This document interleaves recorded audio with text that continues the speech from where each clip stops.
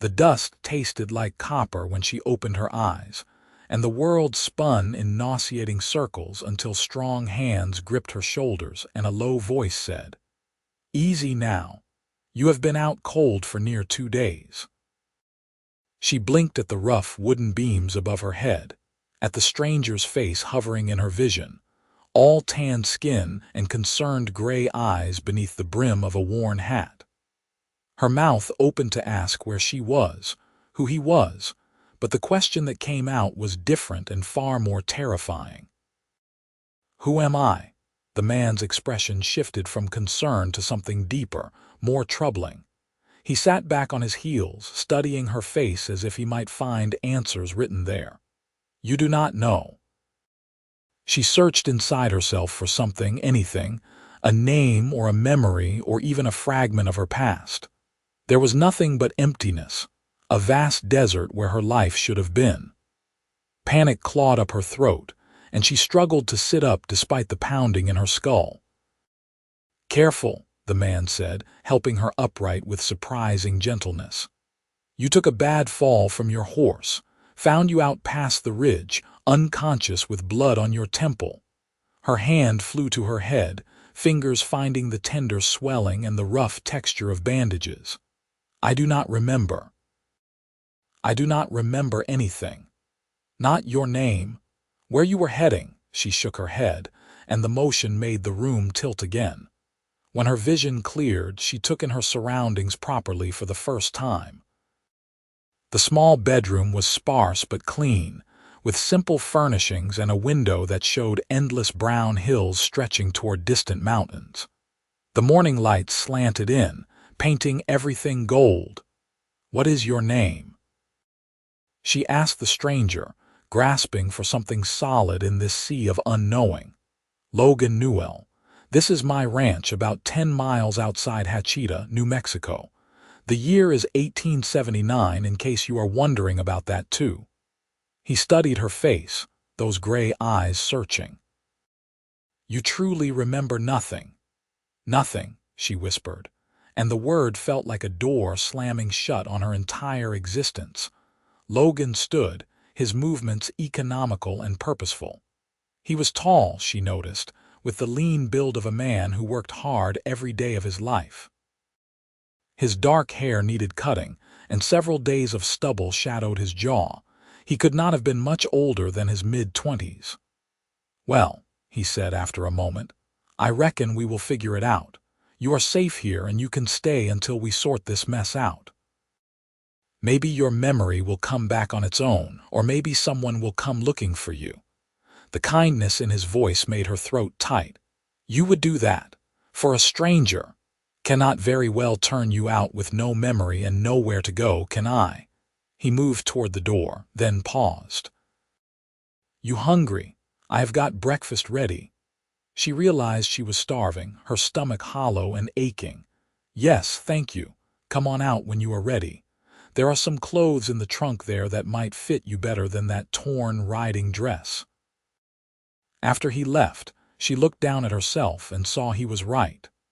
The dress she wore was expensive fabric, fine enough for a lady, but it was torn and stained with dirt and what looked like dried blood.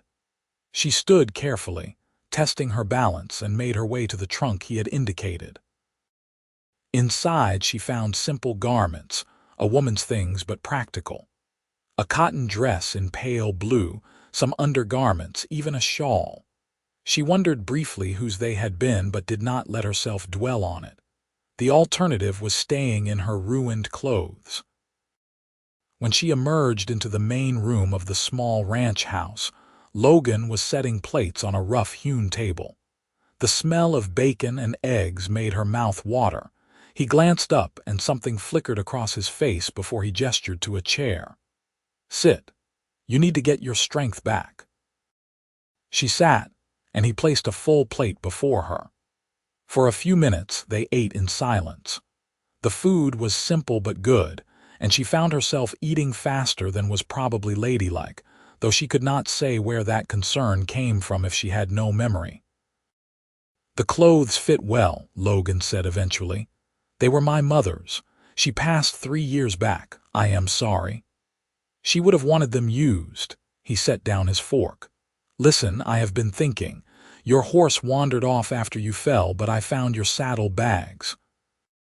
There was nothing in them with a name or any clues. You had a good amount of money, though, which I have got locked up safe for you, and a small derringer loaded. A gun.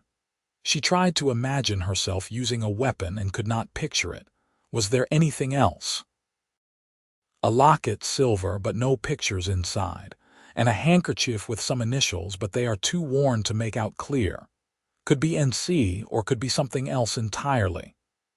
NC, she repeated, testing the letters. They meant nothing to her. Might be your initials, might be someone else's. Logan leaned back in his chair. I will help you find out who you are, I promise you that, but it might take time. Why would you help me? You do not know me. His gray eyes met hers, steady and serious. Because you need help and I am able to give it. Does not need to be more complicated than that. Something in her chest loosened at his words, some of the fear easing back. Thank you, Logan. First thing we should do is ride into Hachita, show you around, see if anyone recognizes you. Town is not big, but folks pass through regular enough. Someone might know something. When can we go? You feel up to it. We can go this afternoon. Give you the morning to rest more. She wanted to argue that she was fine, but the truth was her head still throbbed and exhaustion pulled at her bones. All right. The morning passed slowly. Logan went out to tend his horses and cattle, leaving her to rest and explore the small ranch house. It was a simple place, clearly built by someone who valued function over form. But it was well maintained, everything in its place, and she found herself wondering what kind of man Logan Newell was. The woman's clothes in the trunk suggested he had not always lived alone. She found a photograph on the mantel showing a stern-faced older woman and a younger Logan, maybe 18 or 19. His mother, she assumed. No other family photos anywhere. When Logan returned near midday, he found her standing on the porch, staring out at the vast landscape. The hills rolled away in every direction, dotted with scrub brush and the occasional twisted tree. It was beautiful in a harsh, unforgiving way. Ready to ride? He asked, coming to stand beside her. I think so, though I do not know if I can ride. Muscle memory is different from regular memory. Your body might remember even if your mind does not. He saddled 2 horses, a gray mare for himself and a gentler bay for her. When she approached the bay, her hands seemed to know what to do, checking the girth and gathering the reins with practiced ease. Logan watched with approval. Looks like you have done this before. Mounting was natural too, her body settling into the saddle like coming home. The relief she felt was almost overwhelming. At least she had this one skill her body remembered. The ride to Hachita took just over an hour. Logan kept the pace easy, frequently checking to make sure she was managing. The landscape changed gradually, the wild hills giving way to scattered homesteads, and then the small collection of buildings that made up the town. Hachita was not much to look at, a dusty street lined with the usual assortment of buildings. A general store, a saloon, a small church, a hotel, and a handful of houses. A few people moved about their business, and several heads turned as Logan and the mysterious woman rode past. They stopped in front of the general store and dismounted.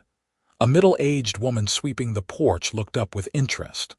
Logan Newell, as I live and breathe, have not seen you in town for near a month. Her curious gaze shifted to the woman at his side. And who is this? That is what I am hoping you can tell me, Mrs. Palmer. Found her unconscious out past my ridge 2 days ago. She has got no memory of who she is or where she came from. Mrs. Palmer's expression shifted from curiosity to concern.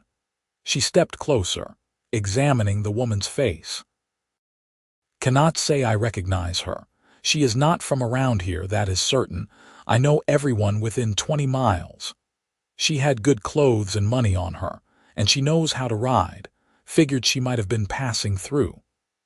There was a stage came through about 4 days ago, Mrs. Palmer said thoughtfully. Had a few passengers, but I did not pay them much mind. You should talk to Henry at the hotel.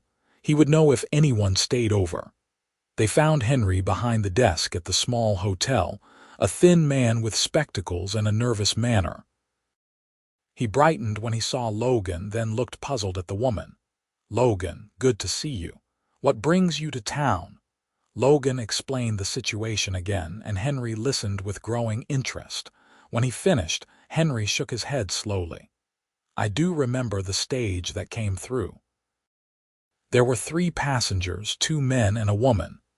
The men went on with the stage, but the woman stayed one night, said she was waiting for someone. The woman's heart leaped.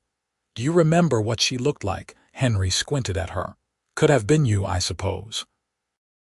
She wore a gray traveling dress, had dark hair like yours, kept to herself mostly.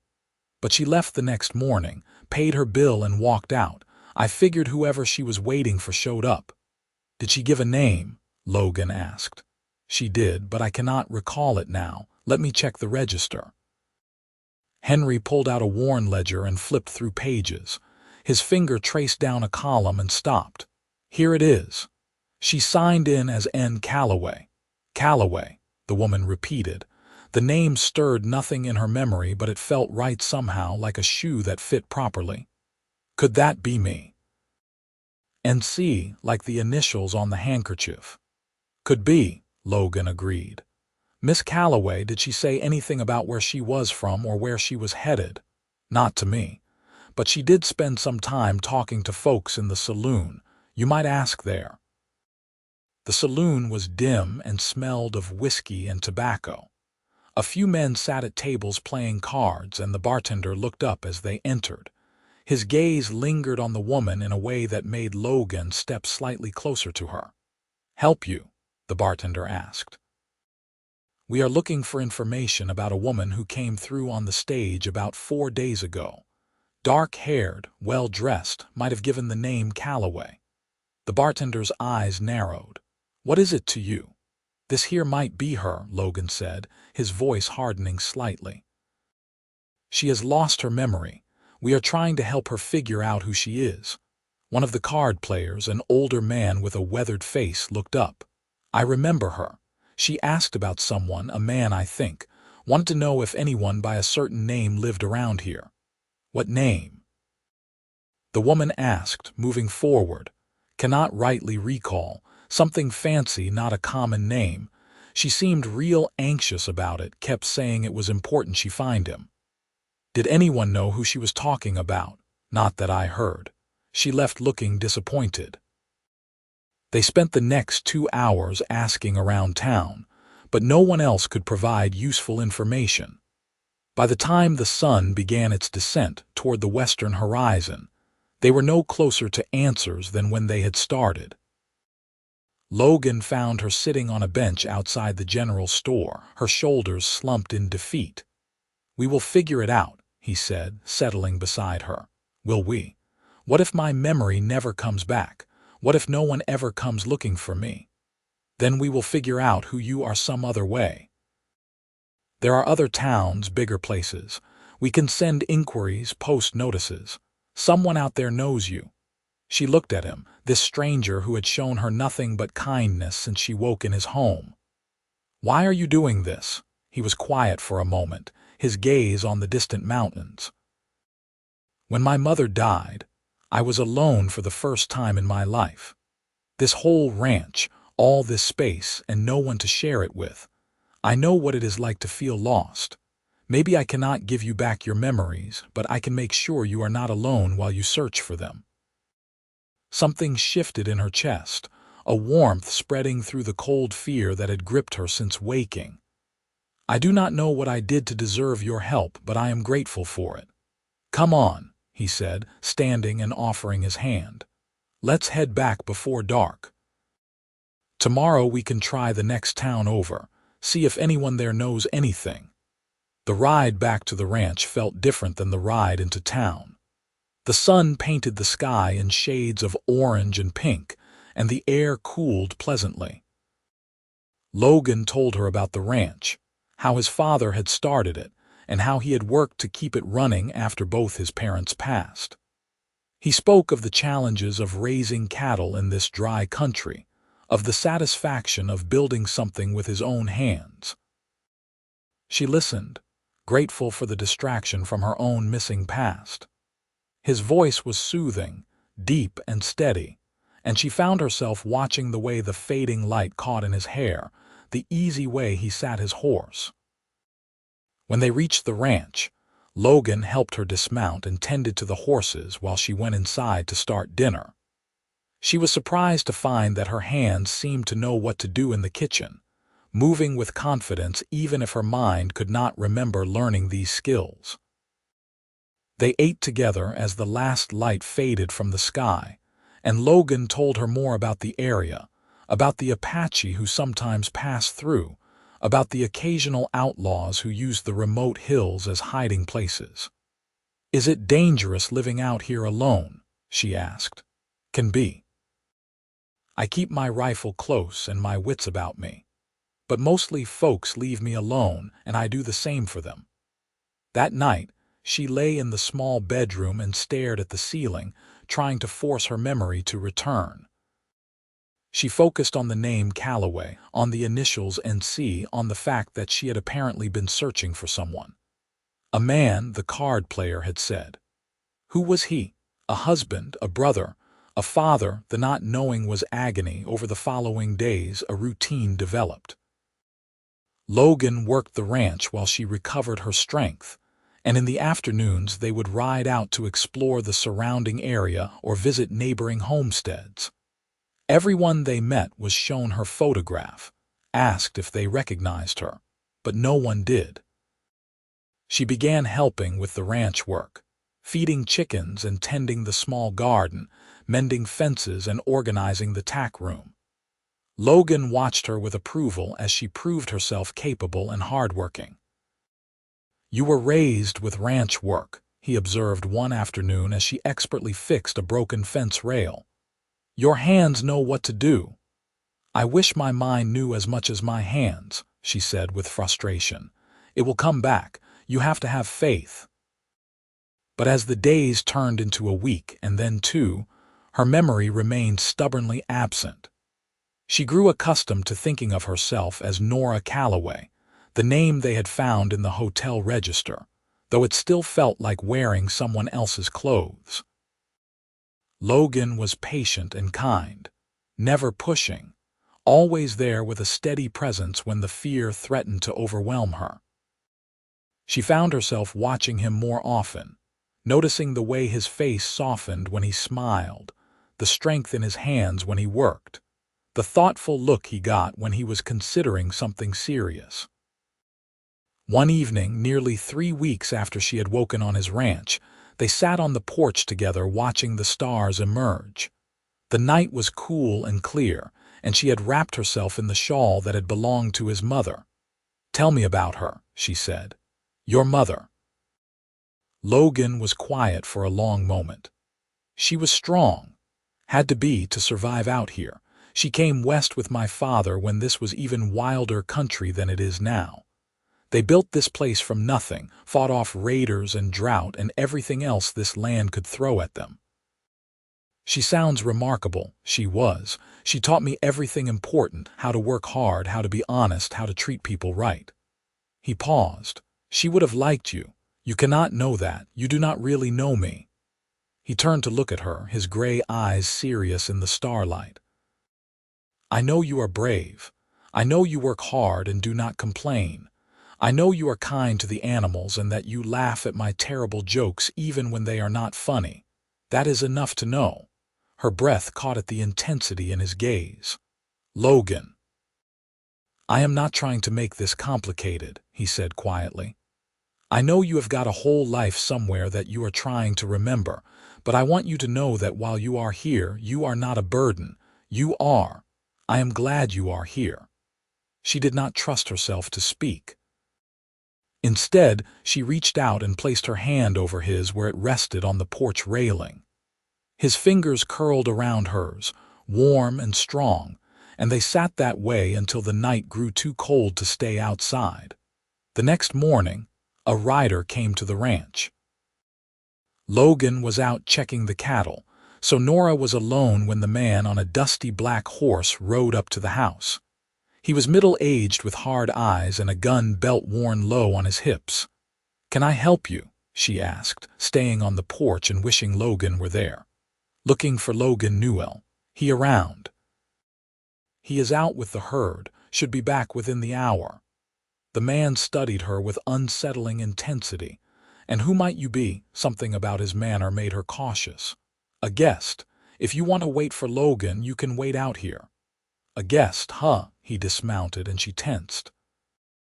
"Funny thing, I heard there was a woman asking questions in Hatchita a few weeks back, looking for someone. That you?" "I might have been in Hatchita." "You might have been." He stepped closer to the porch and she stepped back. "See, I am looking for someone too." A woman who ran off from Silver City with something that did not belong to her. Dark hair, pretty face, about your age. You would not know anything about that, would you? "I do not know what you are talking about." "Course you do not." His smile was unpleasant. "Thing is, my employer is real anxious to get back what she took, and he is willing to pay good money for information about where she might have gone." Before she could respond, Logan's voice cut through the tension. "That is close enough, friend." The stranger turned to find Logan standing about 20 feet away, his rifle held casually but ready. He must have seen the rider coming and circled back. "Just having a conversation," the stranger said. "Looks to me like you are making my guest uncomfortable. State your business or move along." "I am looking for a woman, a thief. Your guest there matches the description." "She is not a thief," Logan said flatly. "And she has been here with me for near a month, so whatever crime you are investigating happened without her involvement. You vouch for her." "I do." The stranger looked between them, calculating. Finally, he shrugged and moved back to his horse. "If you say so. But if you are wrong and you are harboring a criminal, that makes you one too." He rode off, and Logan waited until he was out of sight before lowering the rifle and moving to the porch. "You all right?" "I think so." Her hands were shaking. "Logan, what if he is right? What if I did something terrible and I just cannot remember it? Look at me." He set the rifle aside and took her shoulders gently. "You are not a thief. I know that as sure as I know anything." "How can you know that?" "Because I know you. The person you are now, the person I have watched for 3 weeks, that person is honest and good. Whatever happened before, whatever you cannot remember, it does not change who you are." She wanted desperately to believe him. "What if more people come looking for me? What if I am in danger? Then I will keep you safe." He said it simply, like it was the most obvious thing in the world. "I promise you that." That night, she barely slept. The stranger's words haunted her, raising new questions and fears. What if she was running from something? What if the reason she could not remember was because her mind was protecting her from something terrible? In the morning, Logan found her red-eyed and exhausted in the kitchen. Without a word, he poured her coffee and sat down across from her. "We need to be smart about this," he said. "If that man came looking for you, others might too. I think we should take a trip to Silver City, see what we can learn. If someone there is looking for you, we will find out why. That could be dangerous. Sitting here waiting could be dangerous too. At least if we go looking, we control the situation." She considered this, then nodded. "When do we leave?" "Tomorrow morning. It is a 2-day ride, so we will need to pack supplies." They spent the day preparing, and Nora found herself watching Logan with new awareness. He was risking so much for her, a woman he barely knew. When she tried to thank him, he just shook his head. "You would do the same for me if the situation was reversed." "Would I? I do not even know who I am." I know who you are, he said, and the certainty in his voice made her throat tight. They left at dawn, riding east toward Silver City. The journey took them through increasingly rugged country, over hills and through canyons that showed signs of ancient rivers long dried up. At night, they camped under the stars, and Logan taught her how to read the constellations his mother had shown him as a boy. On the second evening, as they sat by their small fire, Nora finally voiced the fear that had been growing in her heart. What happens if we find out I am married, or engaged to someone?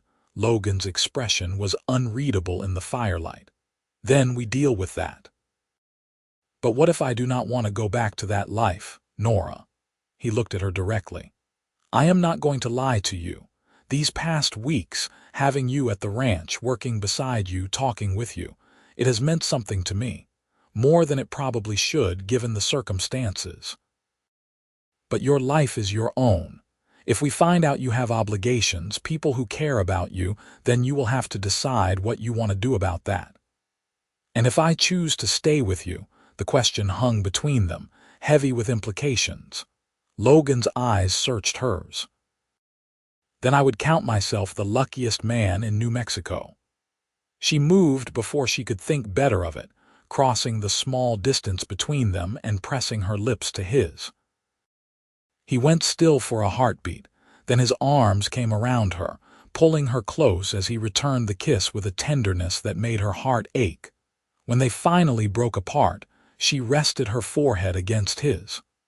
I do not care what we find in Silver City, she whispered. I do not want to leave you. Then do not, he said simply. Whatever we find out, we will face it together. They reached Silver City late the next afternoon. It was considerably larger than Hachita, with multiple hotels, several saloons, and a proper bank.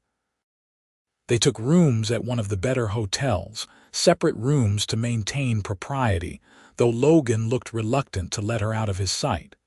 Where do we start? Nora asked as they stood in the hotel lobby. The sheriff's office. If someone reported a theft like that man claimed, there will be a record. The sheriff was a grizzled man in his 50s who listened to their story with shrewd eyes. When Logan finished explaining, the sheriff leaned back in his chair. I have not had any reports of theft involving a woman matching her description, but that does not mean much. If someone wanted to keep things quiet, they might hire private men to handle it rather than involve the law. Who in town would do something like that? Logan asked. Could be anyone with enough money. We have got mine owners, ranchers, businessmen. Any of them might prefer to handle problems privately. There must be somewhere we can start, Nora said. The sheriff considered her. There is a boarding house on the edge of town, run by a woman named Mrs. Chen. She has got a memory like a steel trap and knows everyone's business. If you were in Silver City before, she might remember you. Mrs. Chen turned out to be a tiny woman with sharp eyes and an even sharper mind. She opened the door to her boarding house and looked Nora up and down with interest. I am looking for information, Nora began. I can see that. Come in, both of you. I will make tea. Over tea in her tidy parlor, Nora explained her situation. Mrs. Chen listened without interrupting, her eyes never leaving Nora's face. I do remember you, she said finally. You stayed here about 5 weeks ago, maybe 6. You gave the name Nora Calloway and said you were looking for work as a teacher. A teacher. Nora felt a jolt of recognition, as if a door in her mind had cracked open slightly. You said you had experience teaching back east, but you did not specify where. You stayed 3 nights, and you spent most of that time asking about a man named Lawrence Nathan. Logan sat forward. Did you find him? I do not know. You left suddenly in the middle of the night, took all your belongings, and did not even wait for morning. I found payment for your room on the dresser with a note saying you had to leave urgently. Do you still have the note? Nora asked. I am afraid not.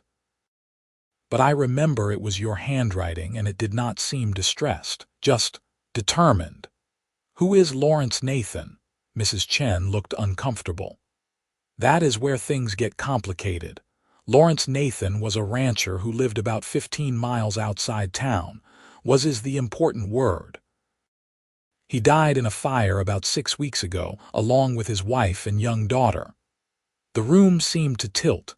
Nora gripped the arm of her chair and Logan moved closer to her. How did the fire start? He asked. No one knows for certain. The ranch was remote, and by the time neighbors saw the smoke, it was too late. Some said it was an accident, a lamp knocked over.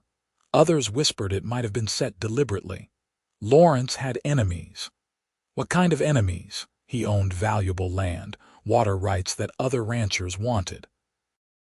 And he had refused several generous offers to sell. There was also talk that he had discovered something on his property, though no one seemed to know what.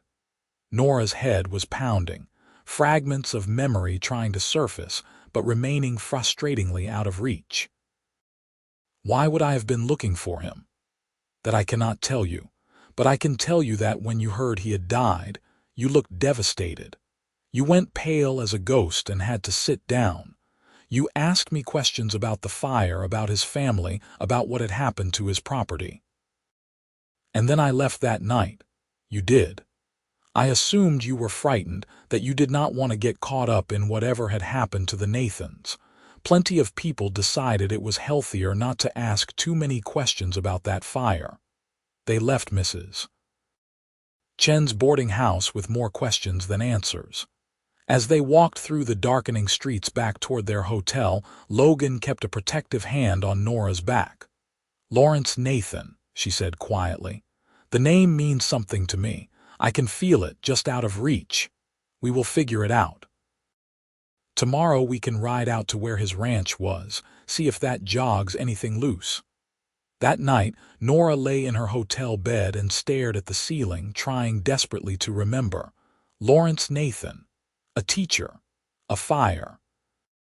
The pieces swirled in her mind like leaves in a dust devil, refusing to settle into any coherent pattern.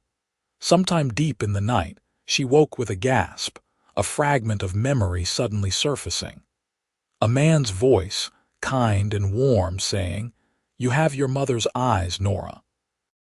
And then the image was gone, leaving only the echo of emotion behind.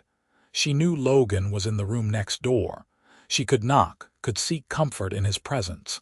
Instead, she forced herself to lie still and breathe through the panic. She needed to be strong. She needed to remember. In the morning, they rented horses and rode out to where the Nathan Ranch had been. The burned ruins stood like a skeleton against the sky, blackened timbers and collapsed walls marking where a home had once been. Nora dismounted and walked slowly toward the destruction, her heart pounding. Logan stayed close but gave her space, his hand resting on his gun as he scanned the surrounding area for any sign of trouble. Nora stopped at the edge of the ruins, and suddenly, the floodgates opened. Memory crashed over her in overwhelming waves, and she staggered, would have fallen if Logan had not caught her.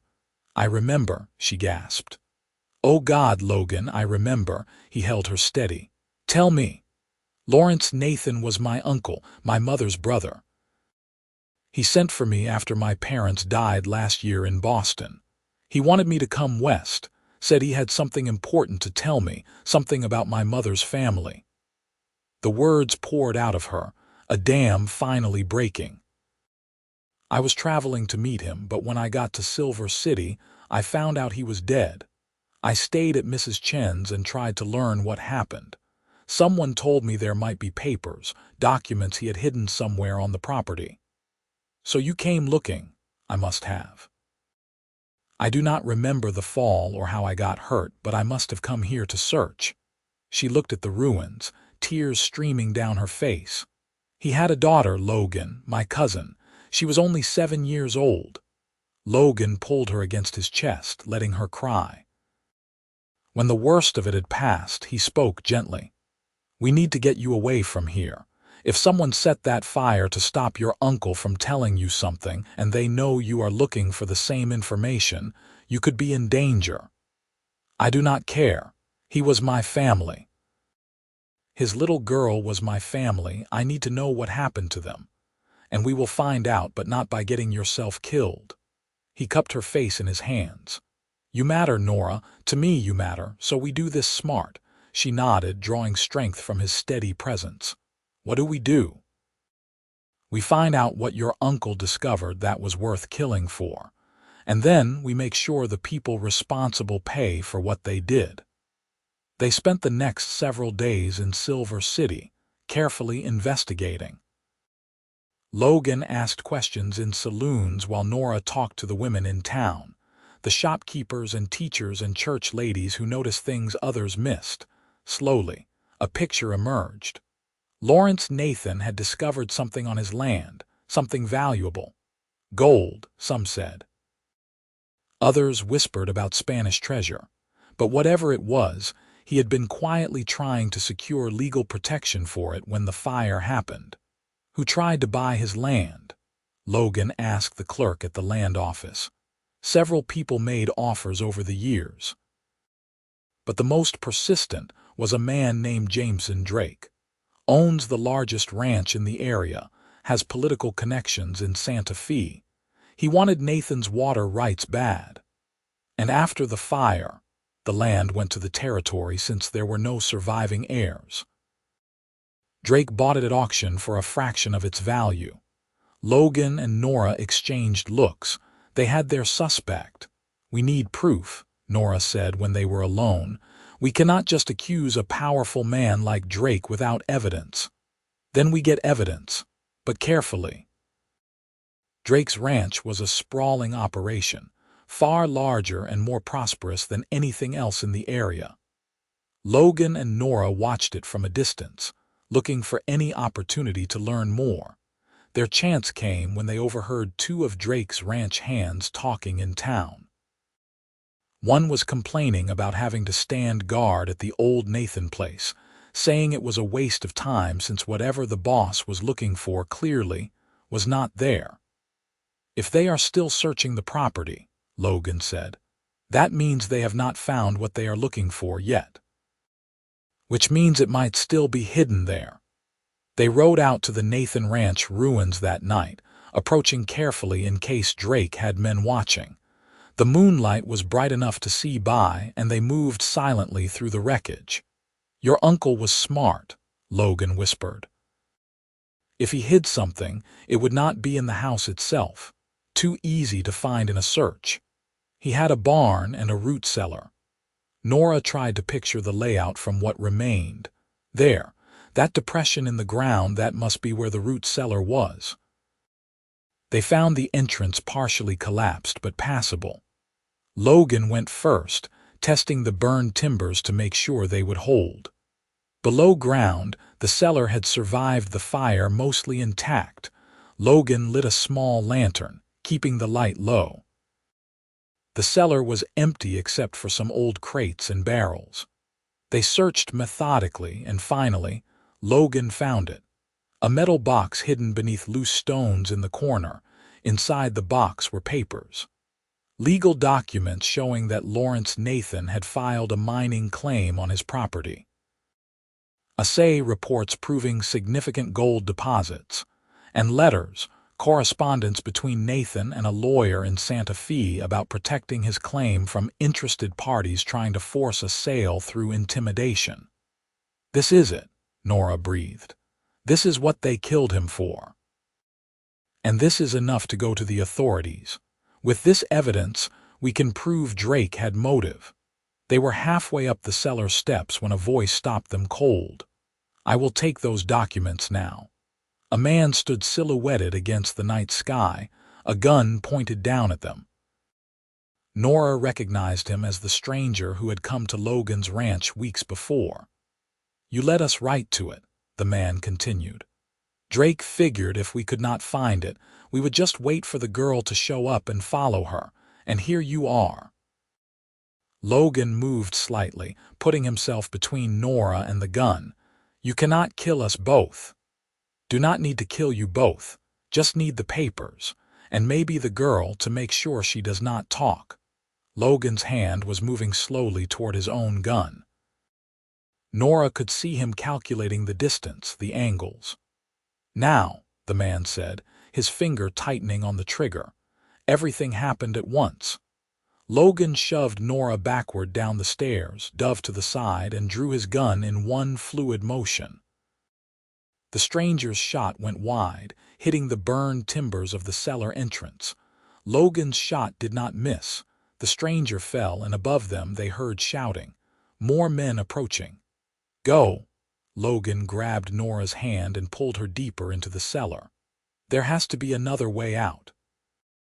These old cellars sometimes have escape tunnels. They found it in the far corner, a narrow passage that smelled of earth and old decay. They crawled through, emerging in a dry wash about 50 yards from the ruins. Their horses were too far away, but they could hear Drake's men searching the cellar behind them. They ran, keeping low, using the darkness and the rough terrain as cover. Logan led them through draws and over ridges, doubling back and covering their tracks the way his father had taught him. By dawn, they had made it to a lined shack on the edge of the Nathan property. They slipped inside, exhausted and filthy, but with the documents still safe in Logan's saddlebag. We need to get these to the authorities in Santa Fe, Nora said, checking to make sure none of the papers had been damaged. Someone Drake cannot bribe or intimidate. Agreed. But we need to be smart. If we try to ride straight there, Drake's men will catch us. We need help. They rested through the day, taking turns keeping watch. When night fell, they made their way carefully to the ranch of a man Logan had met in town, a former Texas Ranger named Frank Murphy who had no love for Jameson Drake. Murphy listened to their story, examined the documents, and nodded grimly. I will help you. Drake has been running roughshod over this territory for too long, but we do this right. I have got friends in the Territorial Marshal Service. We will get these documents to them and let the law handle it. Over the next week, with Murphy's help, they made their case to the authorities. The evidence was overwhelming. Not only did they have proof of Drake's motive, but one of the men Logan had shot at the cellar survived and turned on Drake in exchange for a lighter sentence, confessing to setting the fire that killed the Nathan family. Drake was arrested, along with 3 of his men. The trial was held in Santa Fe, and Nora testified about her uncle's letters and the documents he had hidden. Logan sat in the courtroom every day, a steady presence giving her strength. When the guilty verdict came down, Nora felt both relief and deep sadness. Justice for her uncle and his family, but it could not bring them back. After the trial, they returned to Hachita, to Logan's ranch. They had been gone nearly 2 months, and the small house looked better to Nora than any mansion in Boston ever had. The first night back, they sat on the porch as the sun set, the same place they had sat that night when she told him she did not want to leave. The Nathan land is yours now, Logan said quietly. The court awarded it to you as his only surviving heir. The gold claim alone is worth a fortune. I know. She had been thinking about little else since the judge's ruling. I could sell it, move back east, live in comfort for the rest of my life. She felt him tense beside her. You could, or I could stay here, run the ranch with someone I trust. Maybe combine it with this property, build something even better. She turned to look at him. What would you say to that? Logan's gray eyes met hers, and she saw everything she needed to know in that gaze. I would say that I love you, Nora Calloway. I have loved you since before you even knew your own name, and if you are asking me to be your partner in this, in all of it, then my answer is yes. She kissed him then, there on the porch where they had shared so many quiet evenings. When they finally broke apart, she was smiling. I love you too, Logan Newell. You gave me back my life when I had lost everything. You stood by me when you had no reason to. I want to build a future with you." "Then we will," he said simply. "Together." They were married a month later in the small church in Hachita. Mrs. Palmer and Henry from the hotel came, along with Frank Murphy and several of the neighboring ranchers. Mrs. Chen even made the journey from Silver City, bringing a beautiful quilt she had made as a wedding gift. Nora wore a simple white dress, and Logan wore his best suit, and when the preacher said they were husband and wife, the kiss they shared felt like coming home. They combined the two ranches, naming the operation the Logan Newell Ranch in honor of both their families. The gold from the claim on the Nathan property funded improvements, better buildings, more cattle, and a beautiful house that they built together on a hill overlooking both properties. Nora discovered she did love teaching, and she started a small school for the children of the neighboring ranches, holding classes in the front room of their home twice a week. Logan worked the ranch with the help of several hired men, building a reputation for fair dealing and quality livestock. The first winter of their marriage was hard, as winters in New Mexico could be. Snow fell heavy in the mountains, and the wind cut like a knife across the open country. But inside their home, with a fire in the hearth and Logan's arms around her, Nora had never felt warmer. They talked about everything during those long winter evenings. Logan told her more about his childhood, about his parents and the dreams they had for the ranch. Nora shared her recovered memories of growing up in Boston, of her parents and the life she had left behind. "You miss it?" Logan asked one night as they lay in bed, listening to the wind howl outside. "The city, the culture, the easier life.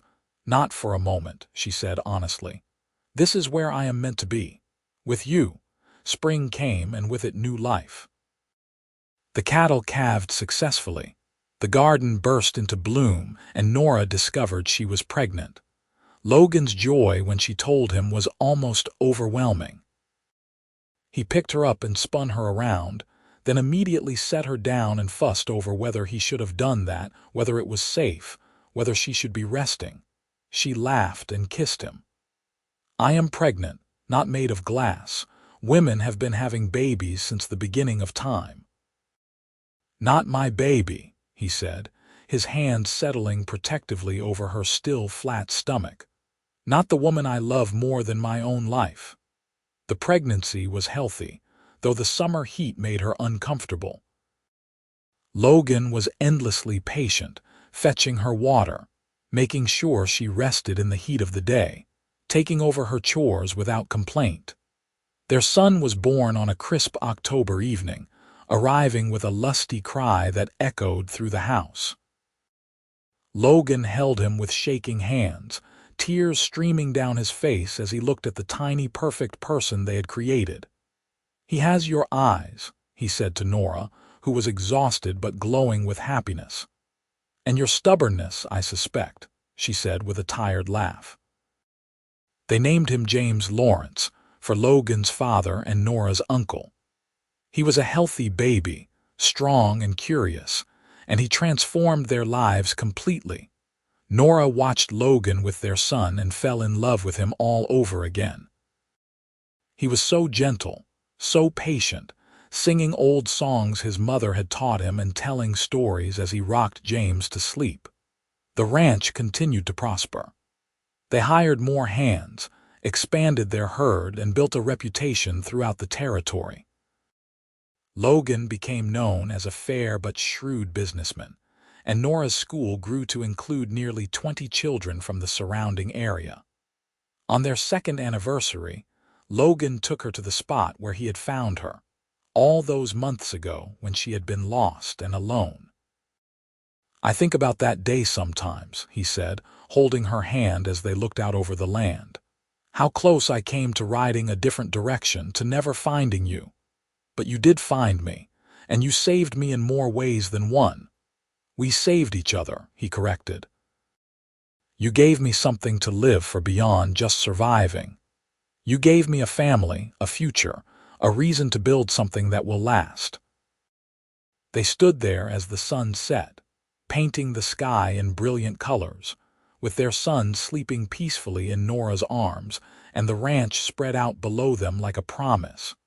When James was 2, Nora discovered she was pregnant again. This time it was a daughter, born in early spring with a head of dark hair and lungs that could rival her brother's. They named her Catherine Rose, for Logan's mother and Nora's.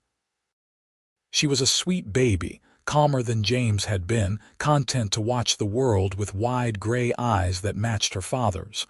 Logan was utterly smitten. "I have a daughter," he kept saying, wonder in his voice. "I have a daughter." "You do," Nora agreed, watching him hold Catherine with the same gentle care he had shown James. "And she already has you wrapped around her tiny finger." The years passed in a blur of hard work and deep happiness. James grew into a serious boy who loved the horses and followed his father everywhere. Catherine was quieter but no less determined, already showing signs of her mother's love of learning. They added to the ranch buildings, built a proper barn and bunkhouse, planted orchards and expanded the garden. Nora's school became an official institution, with funding from the territorial government and a small salary for her work. On quiet evenings, when the children were asleep and the day's work was done, Logan and Nora would sit on their porch and watch the stars come out, just as they had in those early days when she was still finding herself. "Are you happy?" Logan asked her one such evening, taking her hand in his.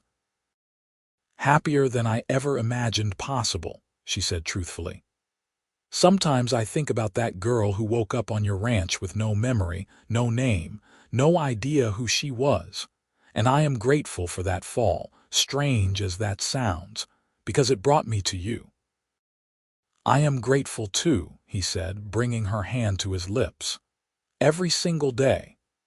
When James was 10 and Catherine was 8, they had another child, a surprise late baby that kept them young, Nora joked. Another son. They named him Robert Michael, and he was a happy accident that completed their family perfectly. Logan was 40 by then, still strong and capable but with silver threading through his dark hair.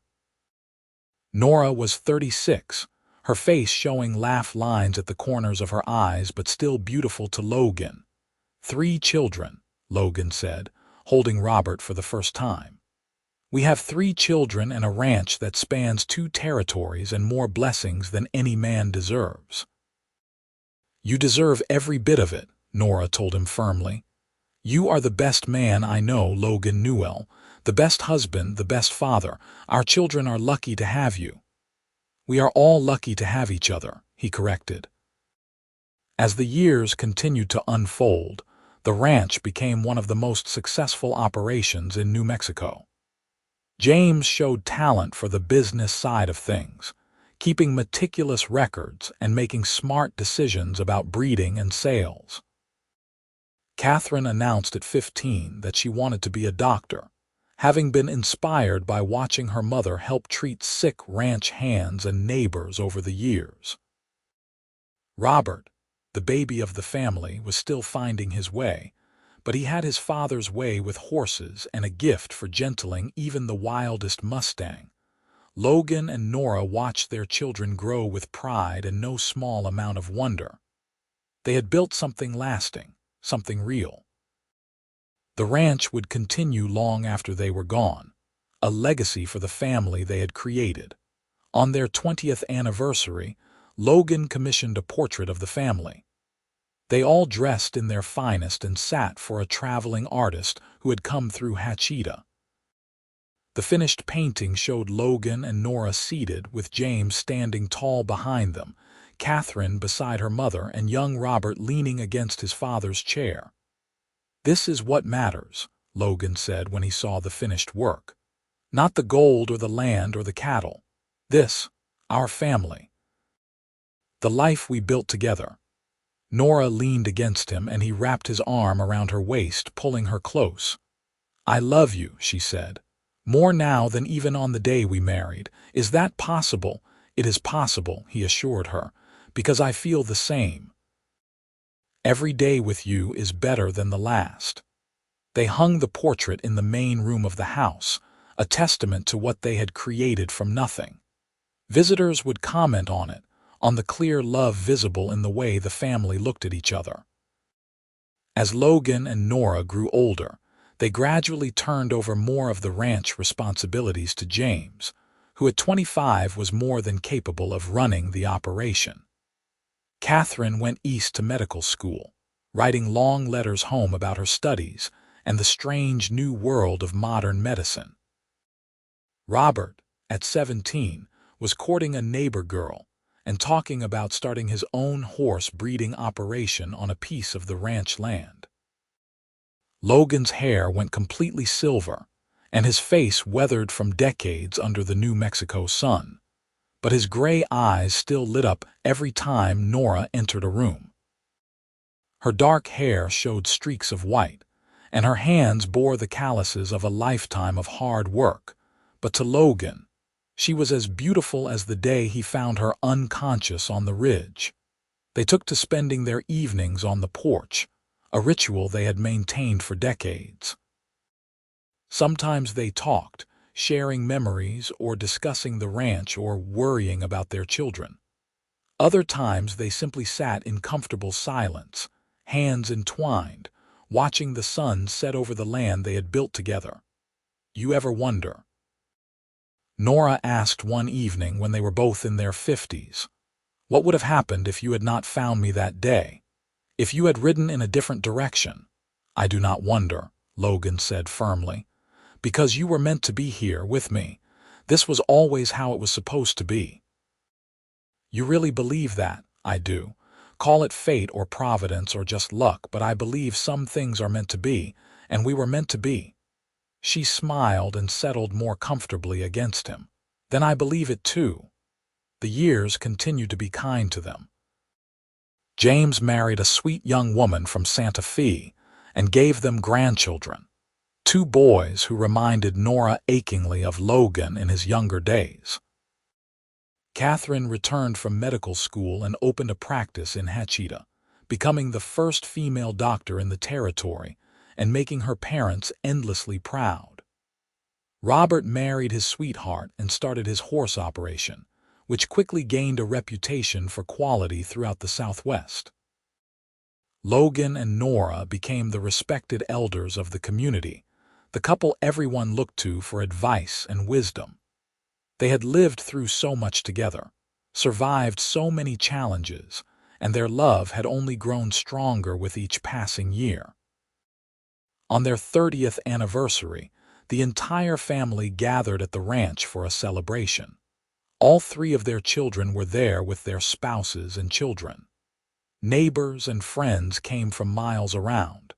There was music and dancing and enough food to feed a small army.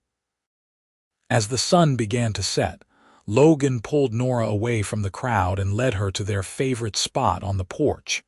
The sounds of celebration continued behind them, but for a moment it was just the 2 of them, as it had been so many times before. 30 years, Nora said softly. Sometimes it feels like yesterday that I woke up in your house with no idea who I was. Other times it feels like I have known you my entire life. You have known me for every life that matters, Logan said, taking both her hands in his. The woman you were before that day, she brought you to me. But the woman you became, the life we built together, that is who you truly are. Who we truly are, she corrected. I could not have done any of this without you, Logan. You were my anchor when I had nothing to hold on to. You were my compass when I was lost. You were my home when I had nowhere to go. And you were my purpose, he said, his voice rough with emotion. My reason. My everything. They kissed there on the porch, with the sounds of their family celebrating behind them and the New Mexico sunset painting the sky in gold and crimson. It was a kiss that held 30 years of love and partnership, of struggles overcome and joys shared. of a life built together from nothing into something beautiful and lasting. Inside the house, their grandchildren were running wild and their children were laughing, and the ranch that they had built continued to thrive. The legacy they created would outlast them, carried on by the family they had raised with love and hard work and unwavering faith in each other. That night, after the guests had gone and the house had quieted, Logan and Nora lay in bed together, hands still clasped as they had been for 3 decades. "Thank you," Nora whispered into the darkness. "For what? For finding me. For helping me when I had nothing. For loving me before I even knew who I was. For giving me this life." Logan turned to face her, and even in the dim light, she could see the love in his eyes. "Thank you for letting me. Thank you for choosing to stay. Thank you for every day of these 30 years. "I would choose you again," she said. "In every lifetime I would choose you. And I would find you," he promised.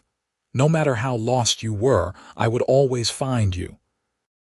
They fell asleep that way, as they had 1,000 nights before, wrapped in each other's arms, secure in a love that had weathered every storm and grown stronger with each passing year. The years that followed were gentle. Logan and Nora grew old together with grace, watching their family expand and flourish. More grandchildren came, and eventually great-grandchildren, tiny faces that looked up at them with wonder. They maintained their evening ritual on the porch for as long as they were able, sitting together and watching the sun set over the land they loved. Their conversations grew shorter as the years passed, but the comfort of each other's presence never diminished. On a warm spring evening when Logan was 72 and Nora was 68, they sat on their porch as usual. The ranch was quiet, most of the family having gone to town for supplies. It was just the two of them, as it had been in the beginning.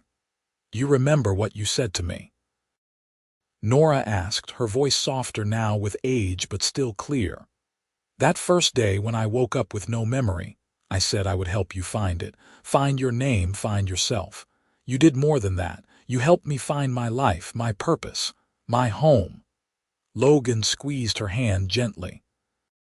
"You gave me the same gift. Before you, I was just existing, going through the motions. You made me live." They sat in comfortable silence, watching the sky turn gold and then pink and then purple as the sun sank toward the horizon. It was beautiful as it always was, but somehow more poignant than usual. "Logan," Nora said softly. "Yes, love. I want you to know that every moment with you has been a gift. Even the hard times, the struggles, the times we were scared or uncertain, I would not trade a single second of it." He brought her hand to his lips, kissing it gently. "Neither would I. You have been the greatest adventure of my life, Nora Newell, the greatest joy." The sun finally slipped below the horizon, and the first stars began to appear in the darkening sky. They sat together, hands clasped, hearts joined as they had been for over 4 decades.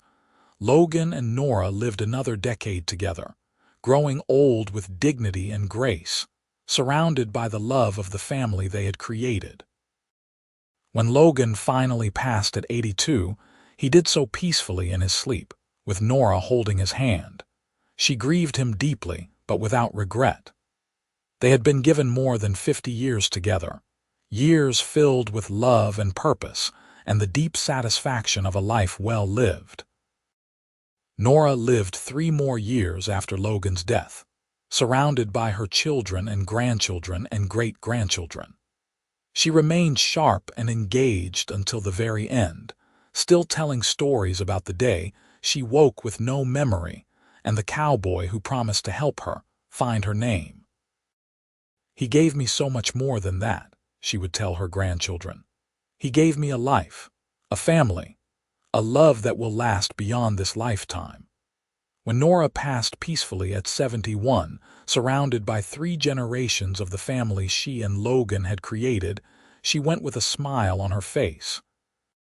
They buried her next to Logan on a hill overlooking the ranch, where they could watch over the legacy they had built together. On their shared headstone, their children had inscribed simple words: Logan Newell and Nora Calloway Newell, together in life, together in eternity, a love that built a legacy, and the ranch they had created continued to thrive, passed down through generations, each one telling the story of how it all began. The story of a woman who lost her memory, and the cowboy who helped her find not just her name, but her destiny. The story of a love that started with kindness and grew into something that would last forever. A testament to the power of two hearts finding each other against all odds in the wild and beautiful landscape of New Mexico. Their great-great-grandchildren still work the land, still tell the story of how their family began.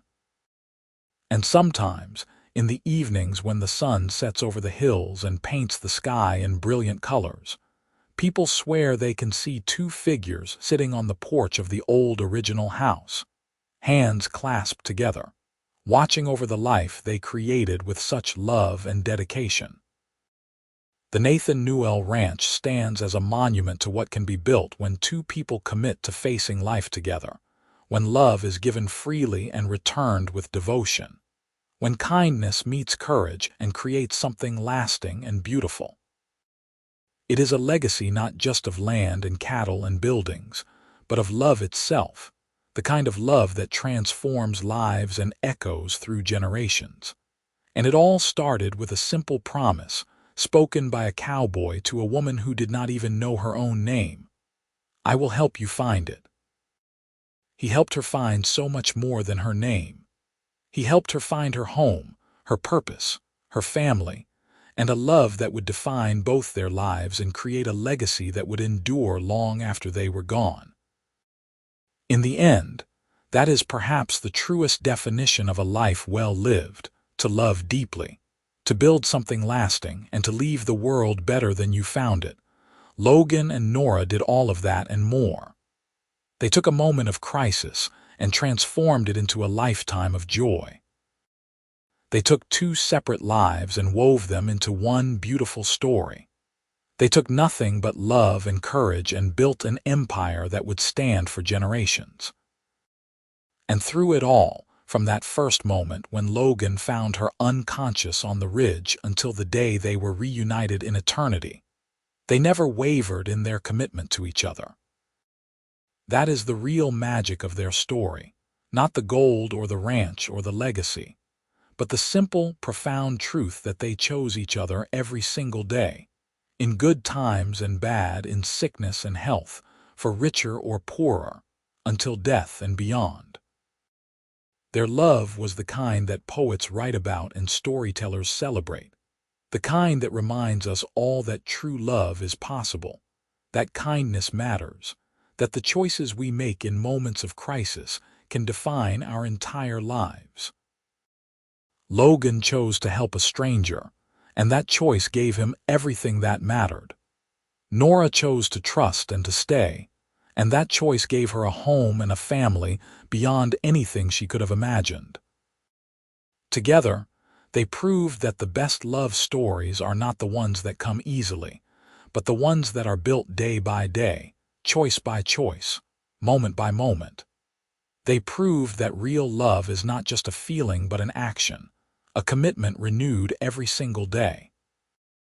They proved that two people with nothing but each other can build something extraordinary. And so the story ends where all the best stories end, with love triumphant, with family gathered, with a legacy that will endure. The woman who woke on a strange ranch with no memory of her name found so much more than what she had lost. She found everything that mattered. And the cowboy who promised to help her, he found his purpose and his joy in keeping that promise every day for the rest of his life. In the wild west of 1879 New Mexico, in a small ranch outside the dusty town of Hachita, a love story began that would echo through time. It began with loss and confusion, with kindness and courage, with a simple promise and the determination to keep it. And it grew into something beautiful and lasting, a testament to the power of love to transform lives and create meaning even in the hardest of circumstances. That is the story of Logan Newell and Nora Calloway, the cowboy and the woman with no memory, who found each other against all odds and built a love that would last forever. It is a story of the American West, of hard work and determination, of facing challenges with courage and building something from nothing. But most of all, it is a love story, pure and simple, the kind that reminds us why we tell stories in the first place, because love matters. Because kindness matters. Because the choices we make when someone needs help can change not just their life but our own. Because sometimes the greatest adventures start with the simplest acts of compassion. And because in the end, when all is said and done, the only thing that really lasts is the love we give and the family we create. Logan and Nora knew that truth in their bones, lived it every day of their long lives together, and passed it down to the generations that followed. Their story is not just their own. It belongs to all of us who believe in the power of love to heal, to transform, to create something beautiful out of nothing. And somewhere in New Mexico, on a hill overlooking a thriving ranch, two headstones stand side by side, a quiet testament to a love that started with a fall and a promise, and grew into something eternal. The wind whispers through the grass around them, the sun sets in brilliant colors over the land they loved, and their legacy lives on in every person who hears their story and believes, just for a moment, in the possibility of true and lasting love.